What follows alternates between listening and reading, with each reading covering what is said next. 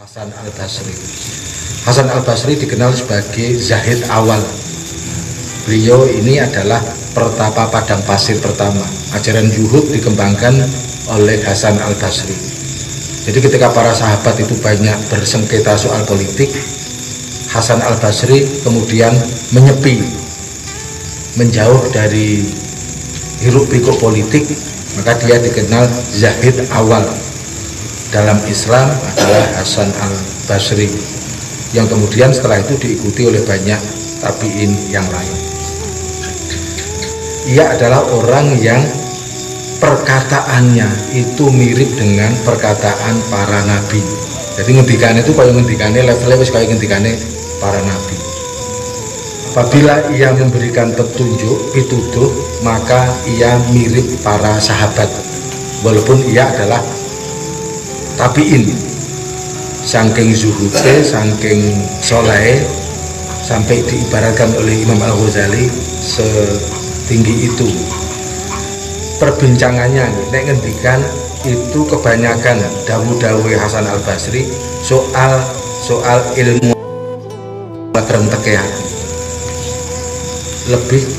Lebih pada nek cara aspek agama, aspek esoteris, aspek batin, aspek dalam, aspek sing sifatnya mistik. Mistik itu artinya tersembunyi, tidak tampak, bukan sesuatu yang eksoteris tapi yang nampak. Wa fasadil a'mal, yang diperbincangkan Hasan Al-Basri yang kedua itu tentang apa-apa yang merusak perbuatan, merusak amal. Jadi bukan syarat rukun sholat lagi, tetapi bicara soal apakah sholat saya sudah khusyuk atau belum. Bukan kebaikan sedekah, tapi apakah sedekah saya tidak bercampur riya, apakah sedekah saya itu betul-betul untuk menolong orang dan sebagainya. Jadi Hasan Al-Basri selalu berkomunikasi dengan hatinya sendiri. Termasuk nih kalau kerentek yatim kan berarti kan sangat dalam sekali. Sehingga orang ngerti, sehingga ngerti mengawai diri tok. Min syahawatin nufus, saking pira-pira kesenengane pira-pira nafsu. Jadi kalau kebanyakan orang justru nafsunya disembunyikan menunjukkan kebaikan, Hasan Al-Basri justru mempertanyakan tentang keinginan-keinginan di dalam dirinya sendiri, terutama ketika beramal baik. Aku nek sholat itu pamer apa sholat tenanan? Dia bertanya seperti itu kepada hati nurani. Waqat ilalan, teman-teman dikatakan lahu kepada Hasan Al-Basri. Jadi ada orang mengatakan atau bertanya kepada Hasan Al-Basri, ya Aba Sa'id, wahai Bapak Sa'id, maksudnya Hasan Al-Basri. Jadi anaknya Hasan Al-Basri ini itu Sa'id, maka dia dipanggil Aba Sa'id. Wahai Aba Sa'id, wahai Hasan Al-Basri, engkau selalu berbicara yang pembicaraannya itu tidak pernah didengar dari orang selainmu. Jadi pembicaraan itu mentes, unik, tidak jarang didengar kecuali dari Hasan Al-Basri. Ora kaya rekaman. Nek pengajian kan rekaman. Iki ngomong ini sesuk ngono, bahkan satu konsep untuk 50 tahun bisa rekaman. Nah, Hasan Al-Basri ketika ngendika itu jarang. Sekarang dikatakan, besok diulang lagi, tidak pernah mengulang kata-kata, karena selalu unik dan orang lain jarang mengatakan. Inilah yang disebut karakter khas tentang keulamaan. Jadi orang mesti memiliki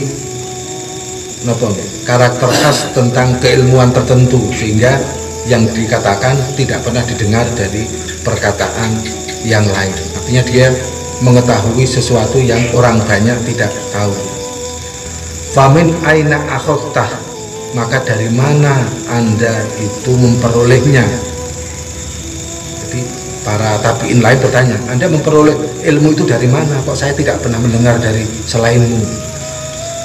Qala mengko dawuh sapa Hasan Al-Basri, min Hudzaifah, saking sahabat Hudzaifah Ibnil Yaman, anak lanange Al-Yaman. Wakila, dan dikatakan li Hudzaifah kepada Hudzaifah, ditanyakan kepada Hudzaifah, naroka, kami melihatmu, tatakallamu berkata-kata, bikalamin dengan perkataan, la yusma'u kang ora den rungu apa kalam min ghairika saking sakliyane sira minas sahabat dari sahabat. Kemudian ditanyakan kepada Hudzaifah, mengapa saya tidak pernah mengapa ketika Anda berkata perkataannya tidak pernah saya dengar dari sahabat yang lain. Jadi gurunya Hasan Al-Basri diantaranya adalah Hudzaifah. Famin aina akhatahu, maka dari mana Anda memperoleh kalam itu, statement itu, ilmu itu?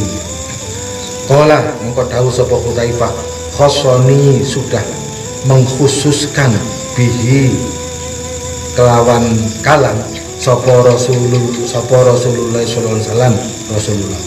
Jadi Hudzaifah mengatakan bahwa Rasulullah sudah mengkhususkan tentang kalam, tentang statement, tentang ungkapan-ungkapan ilmu-ilmu tertentu kepada Hudzaifah. Artinya Hudzaifah diberi ilmu khusus, pengetahuan khusus oleh Nabi.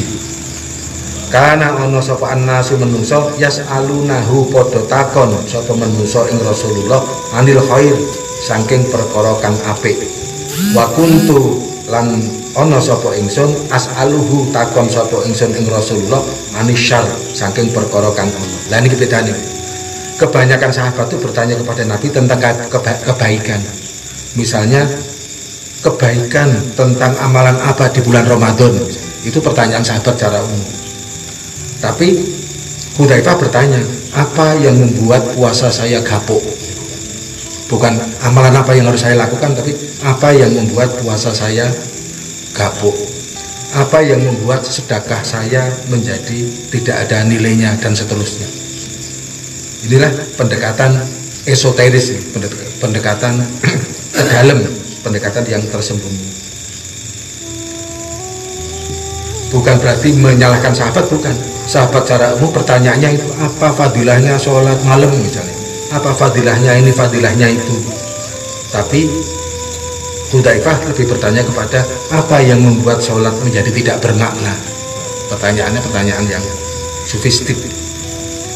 Makhofata krono wedi an akoa yang tumigo sapa ingsun fi ing dalem syar. Maka mengapa Hudzaifah sering bertanya apa yang buruk wahai Nabi? Tujuannya agar Hudzaifah tidak terjebak dalam keburukan itu. Misalnya keburukannya sedekah adalah riya. Nah, itu yang dicari oleh Hudzaifah. Bagaimana dia supaya tidak riya sehingga sedekahnya adalah sedekah yang sesungguhnya. Tapi kalau sahabat umum, sedekah yang paling fadilahnya besar adalah sedekah apa? Jadi sahabat umum bertanya tentang sesuatu yang sifatnya positif untuk menambah sesuatu. Tapi kalau Hudzaifah, apa yang dapat mengurangi dari perbuatan tertentu. Nah, ini termasuk statement unik dari Hudzaifah.